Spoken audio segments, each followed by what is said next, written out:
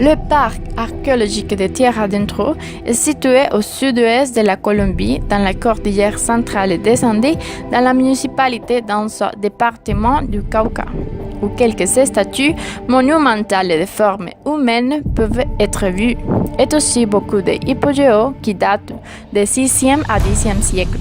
Ces énormes tombes souterraines, avec 12 mètres de largeur, sont décorées par les motifs qui reproduisent la décoration intérieure des maisons de l'époque.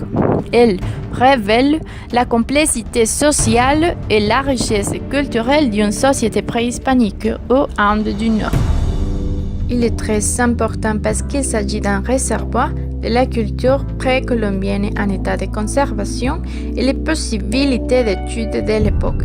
Le parc a été créé en 1945 et déclaré site de patrimoine mondial par l'UNESCO en 1995, reconnaissant ce site comme un témoignage unique et exceptionnel d'une civilisation disparue. Depuis la première moitié du XXe siècle, diverses expéditions archéologiques ont été menées dans la région, mettant en évidence des recherches telles que celles développées par Grégoire Hernandez en 1936, qui établissait que dans les périodes antérieures au 1er siècle après Jésus-Christ, cette zone était habitée par des sociétés agricoles, décrites par des chroniqueurs comme des guerriers qui ont utilisé des lances pour lutter contre les Espagnols. Son origine géographique n'est pas connue avec précision et les communautés actuelles prétendent n'avoir aucun rapport avec les constructeurs de tombes et de statues.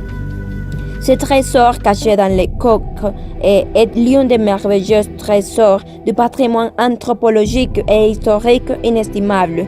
Nous pouvons apprendre et étudier les différentes périodes, les préhispanes, les coloniales et les républicains.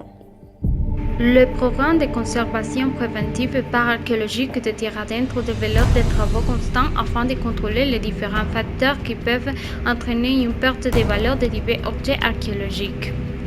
On a fait le processus de conservation dans les hypogéos qui sont Segovia, Ludendé, San Andrés et Aguacate. Cela signifie faire des investigations concernant la conservation des éléments sculpturaux, des études des conditions environnementales et du musée archéologique et ethnographique. Selon la recherche sur la condition des hypogées dans le parc fait en 2012, on a trouvé des différents types de déficiences telles que la prolifération des micro-organismes, les colonies d'insectes, l'affectation par des facteurs biologiques, entre autres. Grâce à tous ces problèmes, on a assigné les suivantes tâches. Premièrement, faire un assainissement environnemental curatif pour contrôler les champignons.